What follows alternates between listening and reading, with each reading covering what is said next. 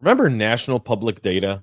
The guys that do the background checks that kind of everyone was like, yeah, these are the guys. Well, they filed for bankruptcy as a result, a direct result of the fallout from their cyber attack. Now, before the comments here go crazy, there's a few things I want to underline here. One,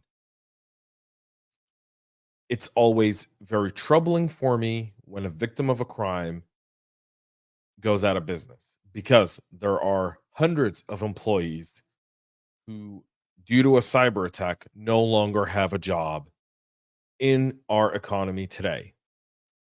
So, just want to preface that.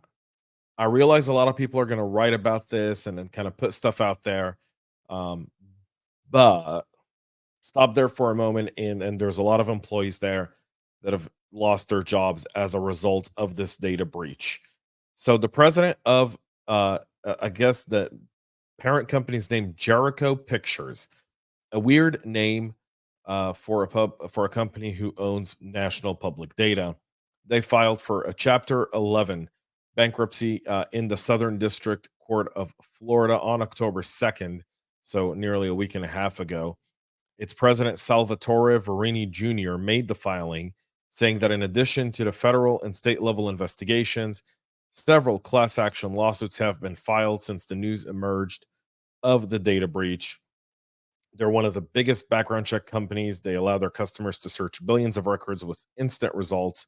The case management summary submitted alongside the bankruptcy filing, the company said a large portion of their business serves healthcare institution and prohibits the entry of individuals with background issue. The company admitted in August that a December 2023 data breach was the source of many of the personal information that was being sold on the dark web back in April of this year and then again throughout the summer. Some of the information in the registry, like names, social security numbers, phone numbers, addresses, dates of birth, were all included in the leaked database. National Public Data said it had cooperated with law enforcement and government investigators examining the incident, but did not provide details since. The bankruptcy comes months after the company sent its data breach notice to regulators in Maine that 1.3 million people's information had been leaked, but it's really not 1.3, it's 2.9 billion records on US citizens. The bankruptcy filing explicitly names the hacker US DOD, and we should say criminal. He's had a great deal of success breaching other institutions, including the FBI, Airbus, and TransUnion. So they're kind of trying to, say, look, he went after big guys. Who are we? The company itself, though, says that it has between 50 to 99 creditors. The vast majority of those listed in the bankruptcy filing are attorney generals from almost all 50 states, including all 4 U.S. territories: Guam, Puerto Rico, American Samoa, and the U.S. Virgin Islands, the North Mariana Islands, and D.C. They don't show how much is owed to each state. Another part of the filing says the company has liquidated debts worth less than $3 million. Only Missouri has come forward publicly saying it's investigating the breach. But the bankruptcy document says regulatory agencies are currently investigating and demanding substantial attention to resources to respond. 20 states are levying civil penalties for the breach. The FTC may issue fines, according to the company. The reputational impacts they've essentially lost all their customers. They can't derive sufficient revenue to address some of the liabilities, not to mention defend the lawsuits, support the investigations, and the debtor's insurance has declined coverage. They maintain no dedicated physical offices, and Vernie runs the company out of his home in Pompano Beach, using independent data centers to house much of the company's infrastructure, meaning he did not have a CISO. He didn't have a real advanced tech team. It appears that he's built this business. And by the way, the business was fairly profitable, right? If you think of a small business, I mean, this was being attributed to one of the largest background check companies, but in 2022 he had gross revenue of 746,000 that went up to 1.15 million in 2023, and just this year he made 431,000 from January to October. So he was down. He obviously had all these liabilities, and so he's now filing for bankruptcy. He says that all in all, they only have around $40,000 worth of assets held in a Flagstar bank account and around $5,400 worth of technology equipment, mostly Dell computers, cameras and servers. Um, and so it's declared the losses to be a loss of about $1 million. So significant.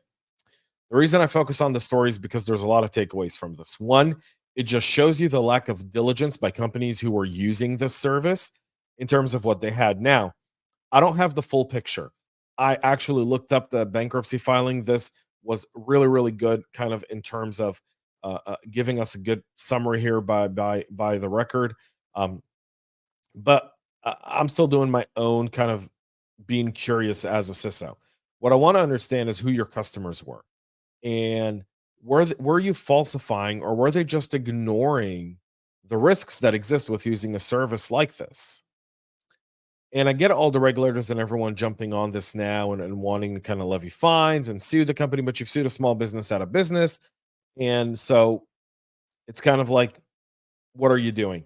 Now, if there was clear negligence, by all means, go for it and make an example.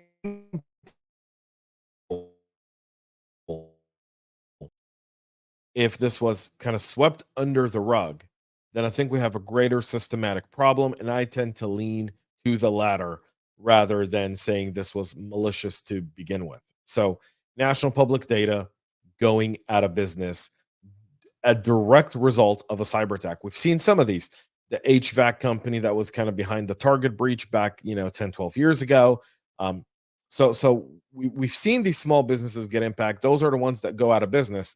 But when it terms kind of like headline news, this might be one that might be really beneficial for practitioners to kind of talk about it as caution when it comes to supply chain security.